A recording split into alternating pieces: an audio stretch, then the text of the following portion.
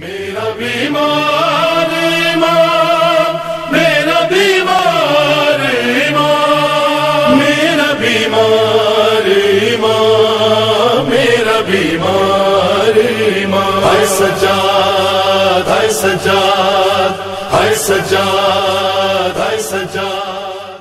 اعوذ باللہ من الشیطان الرجیم، بسم اللہ الرحمن الرحیم، الحمد للہ علی ما انعم ولہ الشکر علی ما الہم والثناء بما قدم من عموم نعم ابتدأها والسبوغ آلاء أسداها والتمام منن والاها جمع عن الإحصاء عددها ونأى عن الجزاء أمدها وتفاوت عن الإدراك أبدها وندبهم لاستزادتها بالشكر لاتصالها واستحمد إلى الخلائق بإجزالها وثنى بالندب إلى أمثالها ثم الصلاة والسلام على سيدنا ومولانا أبي القاسم محمد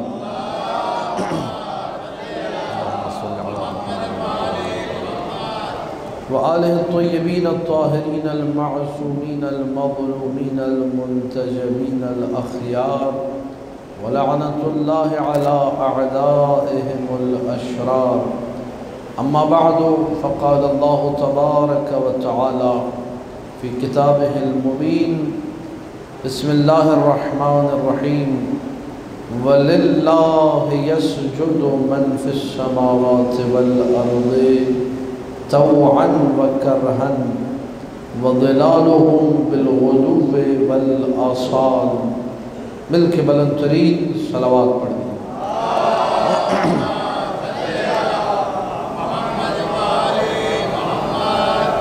عزیزان محترم، عشرہ سجادیہ کی دوسری مجلس سورہ رعد کی 15ویں آیت کو سرنامہ کلام قرار دیا گیا، جس میں ارشاد رب العزت ہو رہا ہے: وَلِلَّهِ يَسْجُدُ مَنْ فِي السَّمَاوَاتِ وَالْأَرْضِ طَوْعًا وَكَرْهًا ظِلَالُهُمْ بِالْغُدُوِّ وَالْآصَالِ. اللہ کے سامنے سجدہ ریز ہے ہر شے، جو کچھ کائنات میں جسے بھی شے کہا جاتا ہے، جسے بھی چیز کہا جاتا ہے، جس پر شے کا اطلاق ہو، وہ بارگاہ الہی میں ساجد ہے۔ کل بھی سجدے کی کچھ تفسیریں، کچھ معانی آپ کے سامنے کیے۔ حقیقت میں، لغت میں سجدہ جھکنے کو کہا جاتا ہے۔ کل بھی عرض کیا کہ سجدہ فزیکلی بھی ہوتا ہے، سجدہ اسپریچولی بھی ہوتا ہے، بائی ہارٹ بھی ہوتا ہے۔ ایک جسمانی طور پر جھکنا ہے اور ایک نفسانی طور پر جھکنا ہے۔ سجدہ حقیقت میں بارگاہ الہی میں وہ ہونا چاہیے جہاں جسم بھی جھکا ہوا دکھائی دے اور دل بھی جھکا ہوا دکھائی دے۔ قرآن مجید کی تعبیریں بڑی دقیق ہیں۔ انشاءاللہ اگلی آنے والی مجالس میں مزید آیات قرآنیہ کو پڑھا جائے گا سجدے کے حوالے سے، لیکن آج آپ کے سامنے تھوڑا سا گرامر کے کچھ الفاظ کو کھولوں گا اور یہ یاد کر لیجیے، آپ کو جگہ جگہ کام بھی آئیں گی۔ اس آیت میں ہے وَلِلَّهِ يَسْجُدُ مَن، اور بعض جگہوں پر آتا ہے جیسے سورہ نحل کی آیت، انشاءاللہ کل یا پرسوں اگر شرف ملا تلاوت کرنے کا تو آپ کے سامنے پڑھوں گا، وہاں پر ہے وَلِلَّهِ يَسْجُدُ مَا فِي الْأَرْضِ، یہاں پر ہے وَلِلَّهِ يَسْجُدُ مَن فِي۔ من اور ما میں کیا فرق ہے؟ علماء ایک گرامر جو ہیں، جن کو ہم علماء صرف و نحو کہتے ہیں، انہوں نے یہ بیان کیا کہ من استعمال ہوتا ہے عقل رکھنے والوں کے لیے، اور ما استعمال ہوتا ہے ان کے لیے کہ جن کے پاس عقل نہیں۔ اللہ نے مختلف آیتوں میں، توجہ چاہ رہا ہوں، اللہ نے من کا لفظ بھی استعمال کیا اور ماں کا لفظ بھی استعمال کیا، اور یہ دونوں لفظیں استعمال کر کے بتایا کائنات میں جو بھی چیز ہے چاہے اس کے پاس نور عقل ہو یا نہ ہو وہ بارگاہ الہی میں جھکی ہوئی ہے۔ اور اسی آیت میں اگر تھوڑا سا آپ لوگ توجہ دیں قرآن کی طرف اور نکات کو اخذ کرنا چاہیں تو آپ غور کر سکتے ہیں۔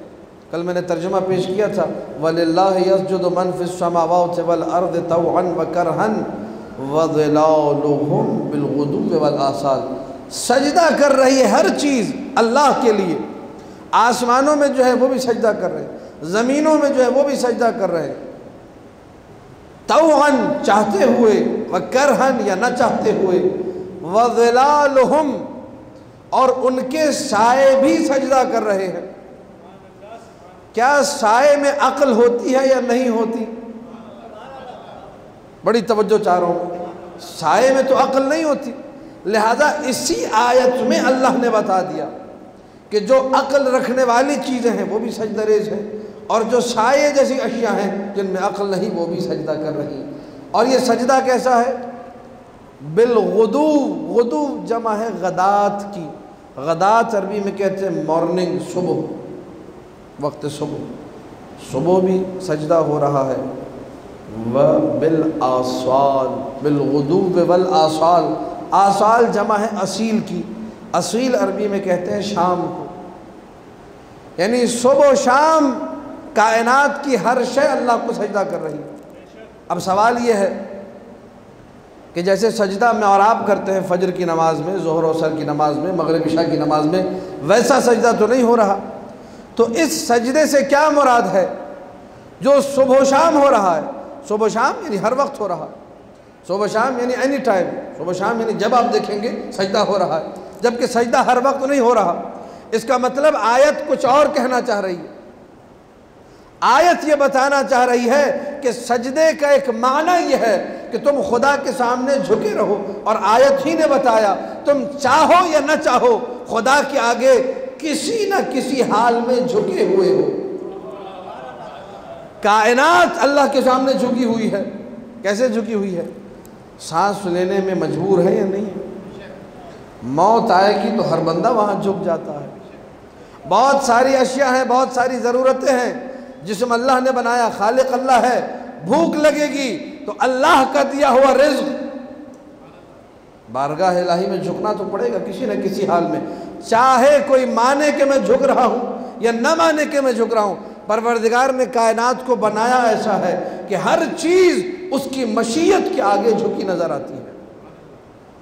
وَلِلَّهِ يَسْجُدُ مَنْ فِي السَّمَاوَاتِ وَالْأَرْضِ طَوْعًا وَكَرْهًا، چاہتے ہوئے یا نہ چاہتے ہوئے۔ طوعاً بعض مفسرین نے لکھا کہ جو ہم لوگ نمازیں ادا کرتے ہیں صبح و شام، فجر کی نماز ہے، ظہر و عصر کی ہے، مغرب و عشاء کی، یہ طوعاً ہے۔ کرہن کیا ہے؟ کہا کرہن کی مثال خود آیت نے دی ہے، سایہ۔ سایہ ہے کیا؟ سایہ کی حقیقت کیا ہے؟ تھوڑا سا نوجوان دوست تو میرے متوجہ ہیں، بچوں کے لیے عرض کر رہا ہوں یہ مثال، سایہ کسے کہتے ہیں؟ حقیقت کیا ہے سایہ کی؟ علماء نے لکھا سایہ امر عدمی ہے، سائے کا کوئی وجود نہیں ہے، سائے کا کوئی وجود نہیں ہے۔ سایہ کسے کہتے ہیں؟ کہا جدھر نور نہ پڑے ادھر ہی سایہ بنتا ہے۔ آپ اگر روشنی میں کھڑے ہوں گے، اگر دھوپ میں کھڑے ہوں گے، کسی لائٹ کے سامنے کھڑے ہوں گے تو جہاں تک لائٹ جا رہی ہے وہاں سایہ نہیں ہوگا۔ توجہ، کچھ کہنا چاہ رہا ہوں، جہاں تک روشنی پڑ رہی ہے وہاں سایہ تھوڑی ہوتا ہے، سایہ اس جگہ پر ہوگا جس جگہ آپ کے جسم نے روشنی کو روکا ہوا ہے، تو روشنی کے نہ ہونے کا نام سایہ ہے۔ تو اللہ کہنا یہ چاہ رہا ہے کہ جو سایہ ہے، جو ہے ہی نہیں، وہ بھی سجدہ کر رہا ہے، تو اللہ نے جسے شرف وجود عطا کیا ہے، اشرف الموجودات بنایا ہے، اسے تو ہر حال میں بارگاہ الہی میں سجدہ کرنا چاہتا ہے۔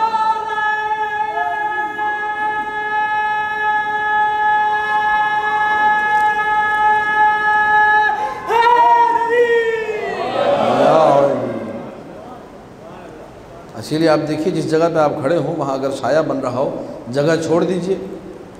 کہاں گیا سایہ؟ سائے کا اپنا کوئی وجود، بہت ساری ایسی چیزیں ہوتی ہیں جن کا اپنا کوئی وجود نہیں ہوتا. اب جیسے میں نے دونوں ہاتھ اٹھائے ہوئے ہیں، ان دونوں ہاتھوں کے درمیان جو فاصلہ ہے، اب کہاں گیا فاصلہ؟ جب تک یہ دونوں ہاتھ یوں تھے فاصلہ تھا. فاصلے کا وجود اگر کوئی ہے تو وہ ان دونوں ہاتھوں پہ ٹکا ہوا ہے.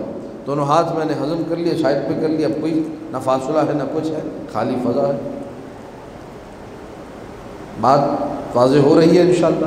امر عدمی اسے کہتے ہیں. سائے کا اپنا کوئی وجود نہیں ہے، جو امر عدمی ہے. اچھا اب سایہ پڑتا کہاں پر ہے؟ روشنی جب نہیں ہوتی وہ سایہ کہاں پڑتا ہے؟ سایہ زمین پر پڑتا ہے.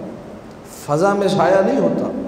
ہمیں لگتا ہے کہ فضا میں ہے، نہیں، فضا میں نہیں ہے، سایہ زمین پر ہوتا ہے، کیونکہ روشنی زمین پر پڑ رہی ہے اور جہاں نہیں پڑ رہی وہی سایہ ہوتا ہے. تو زمین پر پڑا ہوا سایہ یہ بتا رہا ہے، اگر انسان آیت کو غور سے پڑھے، کہ جس طرح میں زمین پر جھکا ہوا ہوں تجھے بھی رب کی بارگاہ میں ایسے ہی جھکنا چاہتا ہوں. واللہ دیکھیے ایک آیت ہے مختصر سی، سورہ رعد کی 15ویں آیت. کتنے زاویے کھل رہے ہیں، کتنے نکات اس میں موجود ہیں. وَلِلَّهِ يَسْجُدُ مَنْ فِي السَّمَاوَاتِ وَالْأَرْضِ. ہر چیز سجدہ کر رہی ہے. کس کو سجدہ کر رہی ہے؟ للہ، اللہ کے لیے سجدہ ہے. وَلِلَّهِ يَسْجُدُ، سجدہ جو تعظیم و عبادت کی خاطر ہو، جس میں عبادت کا عنصر نمایاں ہو جائے، جو بندگی پر دلالت کرے، وہ سجدہ فقط و فقط اللہ کے لیے ہے. غیر اللہ کو سجدہ وَلِلَّهِ اسجدوا للہ وَلِلَّهِ يسجد وَلَهُ يسجدون. کتنے مقامات پر لفظ سجدہ آیا، ہر جگہ سجدہ اللہ کے لیے ہے. اللہ کو سجدہ ہے، جھکنا اس کی بارگاہ میں ہے. اور اگر کہیں شیطان کو بھی حکم ہوا کہ تم نے آدم کو سجدہ کرنا ہے، تو وہ کو نہیں ہے، وہ آدم کی طرف ہے. پوری توجہ چاہ رہا ہوں، وہ آدم کی طرف ہے. اسی لیے تمام علماء کا اتفاق ہے کہ آدم کو جو سجدہ تھا وہ عبادت والا سجدہ نہیں تھا. کیونکہ اگر عبادت والا سجدہ ہو جائے نعوذ باللہ تو آدم معبود بن جائیں گے، شیطان عابد ہو جائے گا، ملائکہ عابد بن جائیں گے. لا معبود الا اللہ، اللہ کے علاوہ کوئی معبود. تو کیا پھر اتنی سی بات ہے، جب پتھروں سے بنی ہوئی ایک عمارت قبلہ بن سکتی ہے، بڑی توجہ چاہ رہا ہوں، جب پتھروں سے بنی ہوئی ایک عمارت قبلہ بن سکتی ہے جسے خانہ کعبہ کہتے ہیں، تو جس میں رب نے اپنی روح پھونک دی ہو، تو کیا وہ قبلہ نہیں بن سکتی؟ معصومین کی روایات ہے کہ آدم کو قبلہ قرار دیا گیا تھا، اور چونکہ حکم خدا کا تھا اس لیے سجدہ بھی خدا کو تھا. لیکن شیطان نے یہاں بھی بات نہ مانی.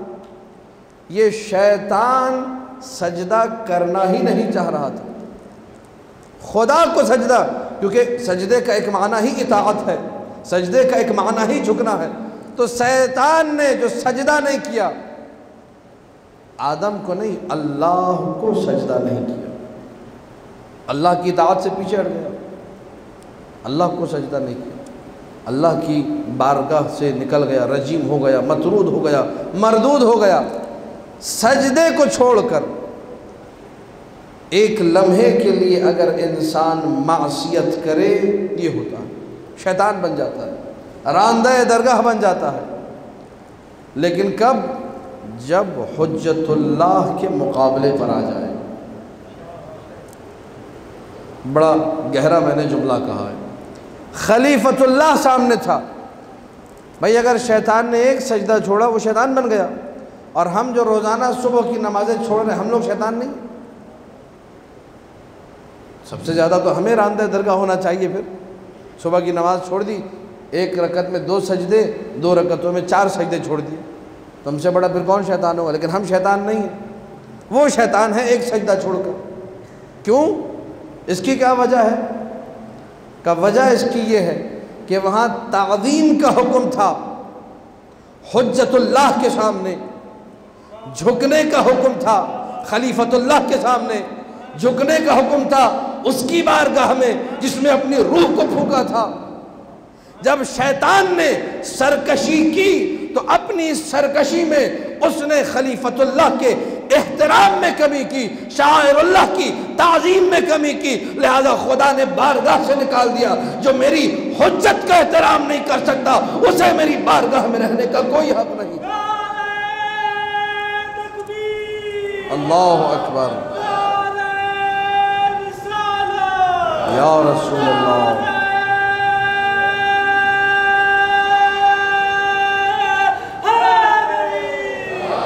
یا علی،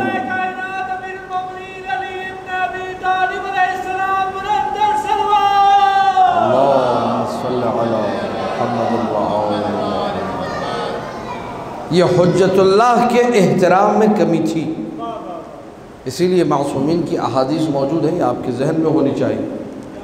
مولا فرماتے اللہ نے آدم کی جانب سجدہ کرنے کا حکم اس لیے دیا تھا، علامہ مجلسی نقل کیا، کیونکہ آدم کے صلب میں ہمارا نور موجود تھا، آدم کی پیشانی میں ہمارا نور چمک رہا تھا۔ تو احترام کس کا ہوا؟ حجت اللہ کا ہوا۔ احترام کس کا ہوا؟ باب اللہ کا ہوا۔ احترام کس کا ہوا؟ خلیفۃ اللہ کا ہوا۔ اور اللہ کی بارگاہ میں اگر کوئی ظاہری طور پر سر جھکا دے، توجہ چاروں، شیطان کے سجدے نہیں کر رہا تھا، شیطان تو سجدے کر رہا تھا، آسمان میں کوئی ایسی جگہ نہیں تھی جہاں شیطان نے سجدہ، جو 6000 سال سجدے کرتا رہا وہ سارے منہ پر دے مارے گئے۔ یہ ایک سجدہ کیا ایسی چیز اپنے اندر رکھتا ہے؟ یہ ایک سجدہ کیا خاصیت رکھتا ہے؟ اللہ عادل ہے یا نہیں ہے؟ تھوڑا سا اس کو ایک لمحے کے لیے سوچئے، فکر، ذرا تفکیر، ذرا انالائز کیجئے، ذرا سوچئے بیٹھ کر کہ اگر ہمارے سامنے کسی کی بڑی نیکیاں ہوں، بڑی خوبیاں ہوں، ایک کبھی وہ غلطی کر دیتا ہے، مسٹیک کر دیتا ہے، کیا کریں گے آپ؟ ہر عقل مند یہی کرے گا اب اس کو چھوڑ دینا چاہیے، ایک غلطی تو معاف کر دینی چاہیے۔ اللہ نے کیا کیا؟ اس نے سجدے سے انکار کیا، کہا فَخْرُجْ إِنَّكَ رَجِيمٌ، تم مردود ہو، نکل جاؤ۔ اب اللہ کا معاملہ یہ کہ وہ عالم بالغیب بھی ہے، وہ جانتا بھی ہے کہ اس نے سجدہ نہیں کرنا، وہ جانتا بھی ہے کہ اس نے آگے کیا کرنا ہے، وہ جانتا بھی ہے کہ جب سے یہ سجدے کر رہا تھا تب سے کیسا تھا، وہ سب معلوم ہے۔ لہٰذا کوئی یہ نہ سوچے کہ جی ایک سجدے پر نہیں، ورنہ تو بڑا اعتراض آئے گا۔ وہ اعتراض ایک اور بھی آتا ہے کہ جی وہ لوگ جو جہنم میں جائیں گے، غلطیاں کیجیے، ہمیشہ کیوں جہنم میں رہیں گے؟ تو اس کا ایک جواب یہ اللہ کے علم میں یہ بات موجود ہے، اگر ان کو دوبارہ بھی پلٹایا پھر بھی یہی بدبختیاں دکھائیں گے، پھر بھی یہی بدماشیاں کریں گے، پھر بھی یہی معصیتیں کریں گے۔ تو خداوند متعال عالم بالغیب ہے، اسے معلوم ہے کہ شیطان نے کیا کرنا ہے، شیطان کی آگے کی پلاننگ کیا ہے، اور اس نے کہا میں ہر ایک کو گمراہ کروں گا۔ وہ کیا گمراہی پھیلاتا ہے؟ وہ آپ کو سجدے سے روکتا ہے۔ سجدہ یعنی کیا؟ سجدہ یعنی فقط ماتھا ٹیکنا نہیں، سجدہ یعنی اطاعت رب، سجدہ یعنی جھکنا مطلقاً، سجدہ یعنی ہر حوالے سے اللہ اور اللہ کے بھیجے ہوئے لوگوں کی بات کو رد کرنا۔ ما آتاکم الرسول فخذوہ وما نہاکم عنہ فانتہوا، جو رسول نے دے دیا یہ سجدہ ہے، یہ سجدے کی حقیقت ہے۔ جو رسول نے دے دیا اسے لے لو، اور جس سے رسول نے روک دیا اس سے رک جاؤ، یہ اطاعت ہے، یہ مقام تسلیم ہے، اور جیسا مولا نے کہہ دیا ویسا کرنا ہے، یہ حقیقت سجدہ ہے۔ پچھلے سال اسی ممبر سے ایک مثال میں نے پیش کی تھی، لیکن وہ کسی اور حوالے سے تھی، اور آج وہی مثال پھر ذہن میں آ رہی ہے، اس مقام کے ساتھ مناسبت رکھتی ہے، میں پیش کروں گا، آپ لوگ بلند ترین صلوات پڑھ دیجیے۔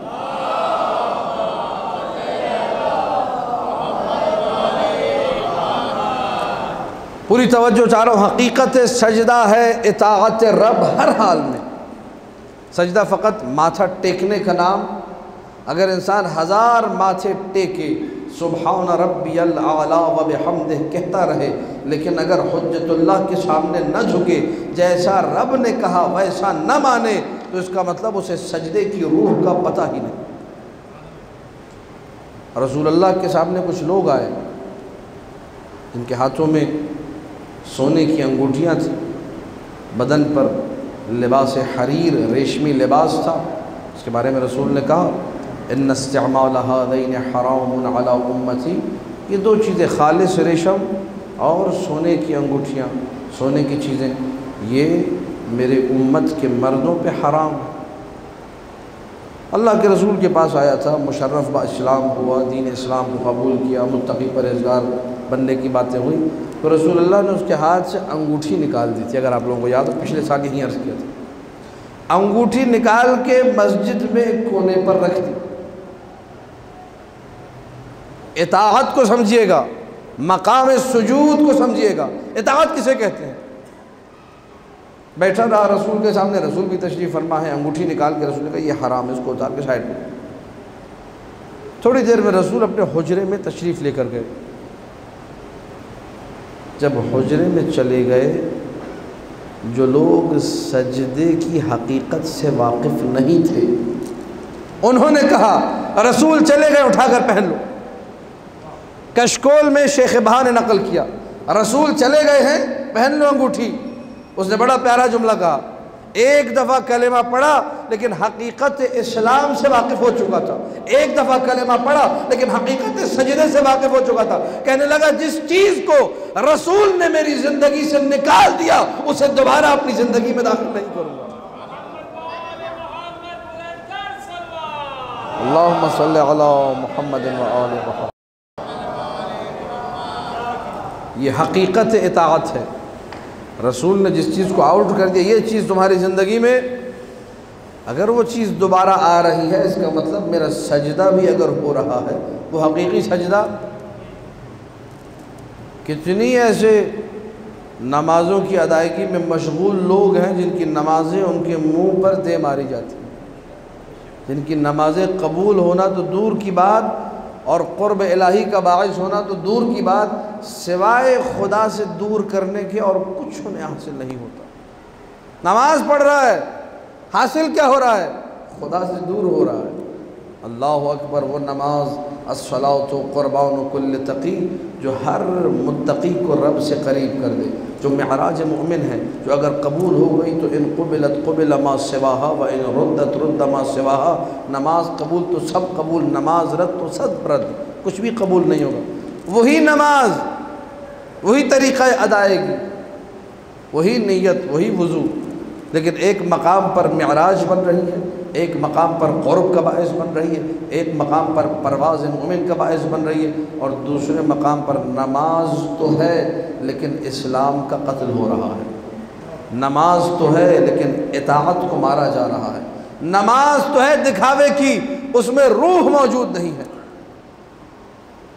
کیا جو جنگ جمل میں مقابلے پر آئے تھے وہ نماز نہیں پڑھ رہے تھے؟ پڑھ رہے تھے۔ کیا جو جنگ صفین میں آئے تھے نماز نہیں پڑھ رہے تھے؟ پڑھ رہے تھے۔ کیا جو جنگ نہروان میں مقابلے پہ آئے تھے نماز نہیں پڑھ رہے تھے؟ پڑھ رہے تھے۔ لہٰذا دین یہ کہتا ہے کہ ظاہری عبادتوں پہ نہ جاؤ، ظاہری چیزوں پر مت جاؤ، دیکھو مطیع کتنا ہے، اور جو ایک دفعہ مطیع ہو جائے تو پھر اسے 100% مطیع ہونا چاہیے، جیسا مولا نے کہہ دیا۔ یہ نہیں کہ جو اپنی پسند کا تھا وہ قبول کر لیا۔ یؤمنون ببعض، بعض پہ ایمان لاتے ہیں، ویکفرون ببعض، اور بعض کا انکار کر دیتے ہیں۔ جو دین ہمیں سمجھ میں آیا، پسند کا دین، یہ اچھا ہے، عزاداری یہ سمجھ میں آ رہی اچھی ہے، ماتم یہ اچھا ہے، مجلس اچھی ہے، پردہ نہیں، وہ آکورڈ اور بیکورڈ اور پتہ نہیں دقیانوسی اور پتہ نہیں کیا لگے گا، وہ نہیں، وہ ہمیں قبول۔ یکفرون، انکار، پردے کو نکال دو۔ داڑھی، پتہ نہیں لوگ کیا کہیں گے، ابھی سے بڈھا ہو گیا ہے، ابھی سے حاجی بن گیا ہے، داڑھی کو نکال دو۔ جو چیز بری لگ رہی ہے اسے نکال دو۔ اس کا مطلب حقیقت سجدہ ہماری زندگی میں موجود، جس کی زندگی میں سجدے کی حقیقت عیاں ہو جائے، پھر وہ یہ نہیں دیکھتا کہ مجھے پسند ہے یا نہیں ہے، وہ صرف اتنا دیکھتا ہے میرے مولا کو کیا پسند ہے میں وہی کروں گا۔ اسی لیے کسی نے امام جعفر صادق علیہ السلام اللہم صلی علی محمد و آل محمد، مولا سے پوچھا کہ مولا یہ سلمان فارسی سے محمدی ہو گئے، اتنے بلند مقام پر کیسے پہنچے؟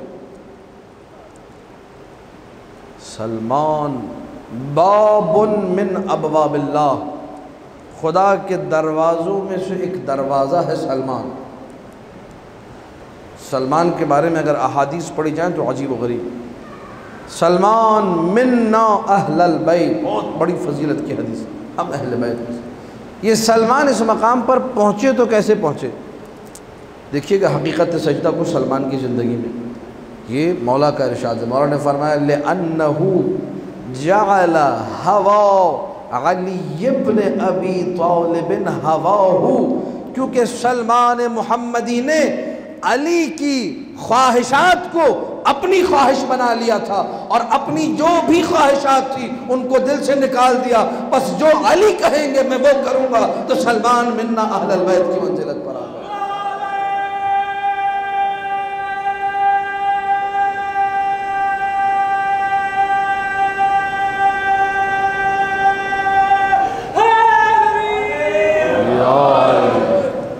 توجہات ہیں، سلمان کیسے بلندی پر پہنچے؟ میرا دل کیا کہہ رہا ہے، میری پسند کیا ہے۔ ہمارے ہاں تو یہ ہوتا ہے کہ جی دیکھو اپنی پسند کیا ہے کرو، بعد میں مولا بخشوا دیں گے، آسان سا جملہ ہے۔ شفاعت بھی تو ہے نا، شفاعت پہ عقیدہ ہے، مولا بخشوائیں گے، جبکہ یہ بالکل غلط فکر ہے۔ گناہ کر لو، کسی نے مولا کے سامنے آ کر یہی جملہ کہہ دیا تھا، میں حدیث پھر پڑھوں گا لیکن اشارتاً، کہ جی گناہ کر لو ٹینشن نہیں ہے مولا بخشوا دیں گے۔ تو مولا نے کہا جو بخشوانے والا ہے وہ تو نہیں کر رہا، جس نے بخشوانا ہے، جو بخشا جا رہا ہے، جب اس کو ٹینشن نہیں ہے تو بخشوانے والے کو تو پھر بالکل ہی نہیں ہونی چاہیے۔ وہ تو خوف خدا کا درس دے رہا ہے، وہ تو سجدے کا درس دے رہا ہے، وہ تو اطاعت کا درس دے رہا ہے، وہ تو عبادت پروردگار کا درس دے رہا ہے، وہ تو زہد کا درس دے رہا ہے، وہ تو تقوی کا درس دے رہا ہے۔ اور جو بخشوانا چاہ رہے اپنے آپ کو، وہ کہہ رہے ٹینشن نہیں ہے۔ اس کا مطلب زندگی میں سجدے کی جو حقیقت ہے وہ عیاں نہیں ہو سکی۔ جو سجدہ زندگی میں آنا چاہیے تھا وہ آیا ہی نہیں، کبھی ماتھا نہیں ٹیکا رب، اگر ٹیکا تو بس ظاہری طور پہ، جو زمین پہ رکھا ظاہری طور پہ۔ اسی لیے روایات میں ہر قسم کے سجدے کا حکم دیا اگر روح موجود۔ سجدے کرنے والوں کی تعریف ہے، پیغمبروں کو ساجد کہا گیا، تقلبک فی الساجدین، اے پیغمبر ہم نے دیکھا آپ کا نور کیسے ساجدین کی پشتوں میں منتقل ہوتا رہا۔ یہاں پہ ساجدین پیغمبروں کی صفت آئی ہے، ان کے لیے لفظ ساجد استعمال ہوا ہے۔ ساجد کون ہے؟ پیغمبر۔ سجدہ کرنے والا کون ہے؟ پیغمبر۔ اور انشاءاللہ گفتگو آگے بڑھے گی تو عرض کروں گا کہ سجاد کسے کہتے ہیں؟ ساجد سجدہ کرنے والا، سجاد اس کی سپرلیٹو ڈگری ہے۔ ساجد سجدہ کرنے والا، سجاد بے انتہا سجدہ کرنے والا، حد سے زیادہ سجدہ کرنے والا۔ تو کیوں لقب دیا گیا مولا سجاد؟ وہ کیا حقیقت سجدہ؟ ظاہر حقیقت سجدہ اگر سید سجاد کی زندگی میں عیاں نہ ہو تو پھر کہاں ملے گی؟ جسے سجاد کہا جا رہا ہے اس سے بڑا تو کوئی ساجد نہیں ہوگا۔ جسے زین العابدین کہا جا رہا ہے، جسے ذو الصفنات کہا جا رہا ہے، یہ سارے ایک کے بعد ایک الفاظ علیکم السلام والرحمہ یہ کس کے لیے استعمال ہوئے؟ جس نے سجدے کو اپنی زندگی کا حصہ بنایا۔ لیکن کچھ تمہیدیں ہیں جو مکمل ہوں گی تو تب ہی القاب واضح ہوں گے۔ ذو الصفنات کا معنی کیا ہے، سجاد کا معنی کیا ہے، زین العابدین کا معنی کیا ہے، انشاءاللہ کل کی مجلس میں۔ لیکن بہرحال یہ جو سجدہ ہے، جب انسان بارگاہ رب میں جھکتا ہے تو کہا کہ اپنے جسم کے 7 حصوں کو تم نے زمین سے لگانا ہے۔ تمہارے قدموں میں انگوٹھے جو ہیں، پاؤں کے انگوٹھے، کہ دونوں زمین پر لگے ہوں۔ عام طور پہ ایسا ہوتا ہے، بعض لوگوں کی انگلیاں اگر انگوٹھوں سے ملی وہ بھی لگ جاتی۔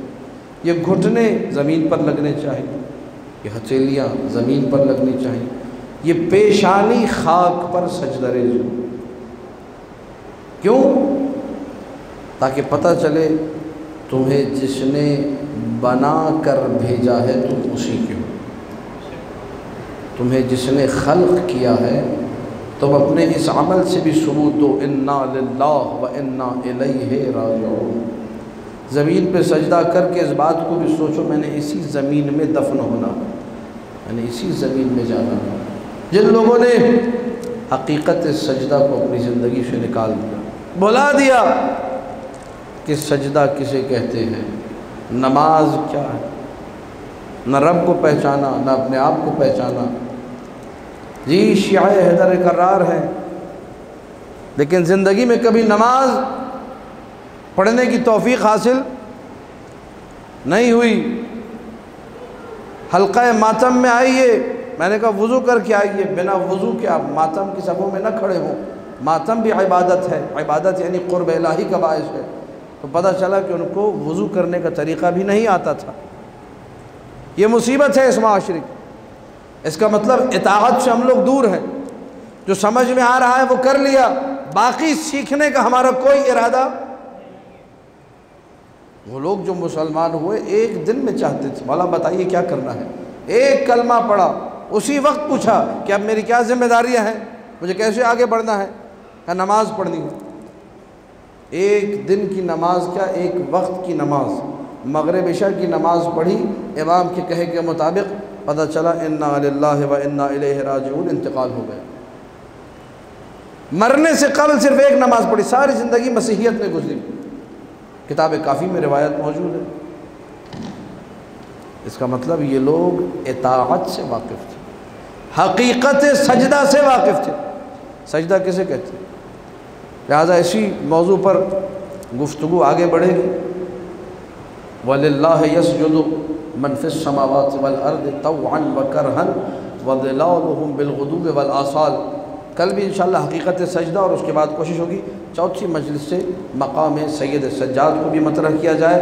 آپ لوگوں سے گزارش ہے کہ 8:45 بجے انشاءاللہ ٹھیک وقت پر تشریف فرما ہو، جیسے آج بھی آپ لوگ الحمدللہ موجود تھے، تاکہ سجدے کے حوالے سے سجدہ اور سید سجاد یہ موضوع ہے اس عشرے کا، اسی پر گفتگو رہے گی۔ ایک دفعہ بلند ترین صلوات پڑھ دیجیے۔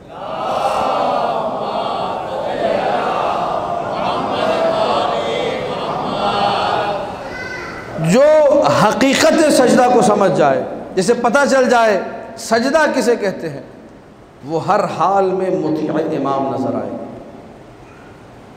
اپنی خواہش کو نہیں دیکھے گا۔ حقیقت سجدہ اگر دیکھنی ہے سینکڑوں مقامات ہیں، لیکن جیسے کربلا والوں نے عیا کیا ویسے کسی نے عیا نہیں کیا۔ جنگ کرنا جانتے ہیں، مولا نے روک دیا کہ نہیں تم نے جنگ نہیں کرنی۔ تلوار چلانا آتی ہے، بڑے بڑے پہلوانوں کو پلک جھپکنے سے پہلے تہ تیغ کرنا آتا ہے، امام نے منع کر دیا۔ یہ ہے حقیقت سجدہ، نہیں تو پھر نہیں۔ جس چیز کا مولا نے حکم دیا، سرکار ابو الفضل عباس کی زندگی کا ذرا مشاہدہ کیجیے آپ۔ شب عاشور شمر العین جب آیا، این بنو اختنا، کہاں ہیں ہماری بہن کے بیٹے؟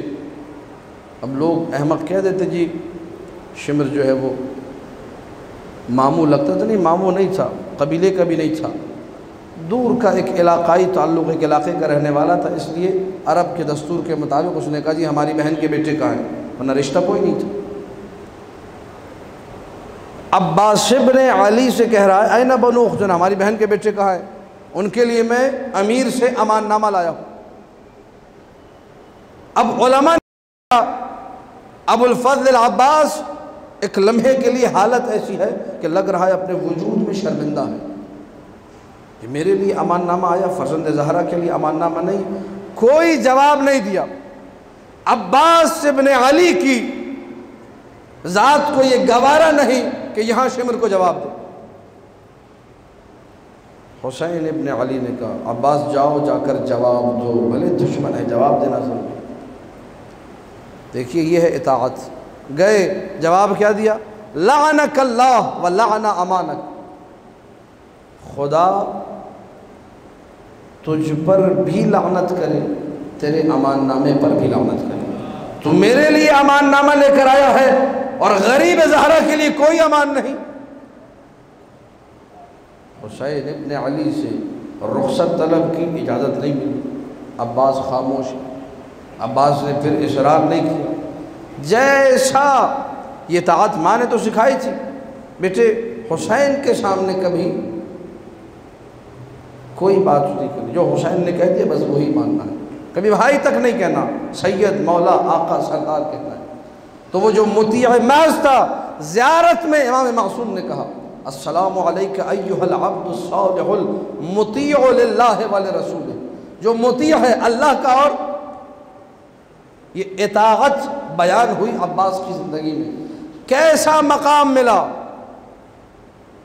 ان لعمی العباس درجۃ یغبطہ بہا جمیع الشہداء، میرے چچا عباس کے لیے، سید سجاد کا جملہ، میرے چچا عباس کو اللہ نے ایسا مقام دیا ہے کہ ہر شہید رشک کرتا۔ کائنات میں کوئی کسی مصیبت میں پھنسے، بس دو جملوں کی زحمت، آج کی زحمت کو تمام کروں گا، سفیر حسین بن کر عباس مدد کو پہنچتے۔ علماء نے لکھا، آپ لوگوں کے دل مجھے معلوم ہے ٹوٹے ہوئے ہیں، میرا دل بھی ٹوٹا ہوا ہے، عاشور کی زیارت کو بہت سارے لوگ نہیں جا سکے، چہلوں پہ نہیں معلوم کہ جا سکیں گے یا نہیں جا سکیں گے۔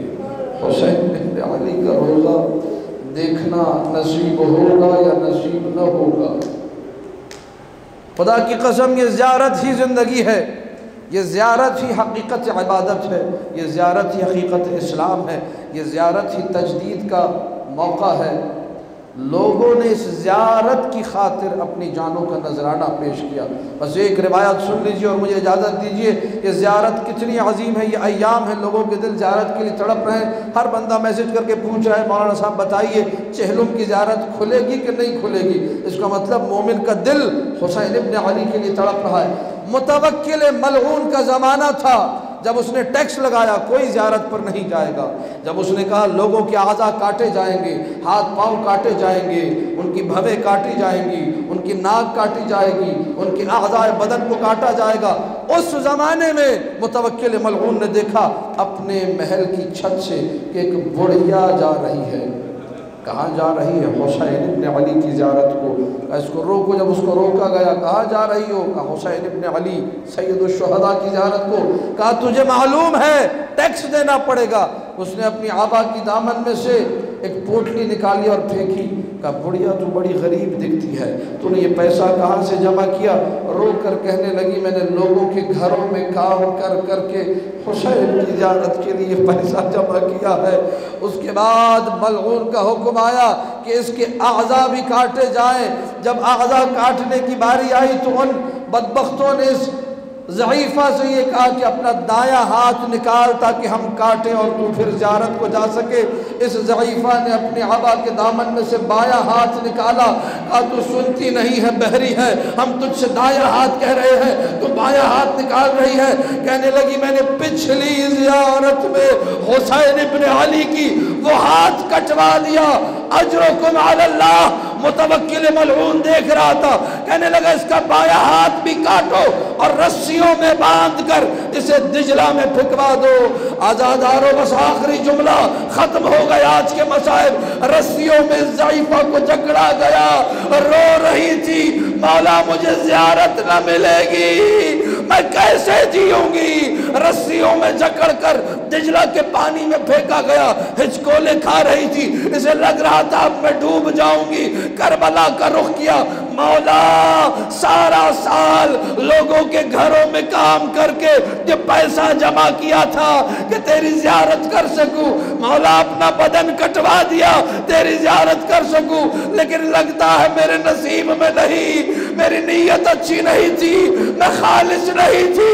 رو رہی تھی ابھی کہ اچانک ایک نقاب پوش نمودار ہوا، دجلہ کی طرف اشارہ کیا، یہ عورت دجلہ سے باہر آئی، رسیاں خود بخود کھلی، کہا جا حسین کی زیارت کو جا، جا سید الشہداء کی زیارت کو جا۔ رو کر کہتی ہے آقا آپ کون ہے؟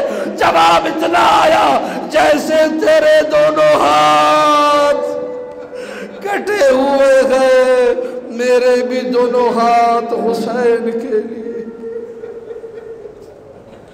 الا لعنت اللہ علی القوم الظالمین وسيعلم الذين ظلموا آل محمد أي منقلب ينقلبون. ماتم حسین.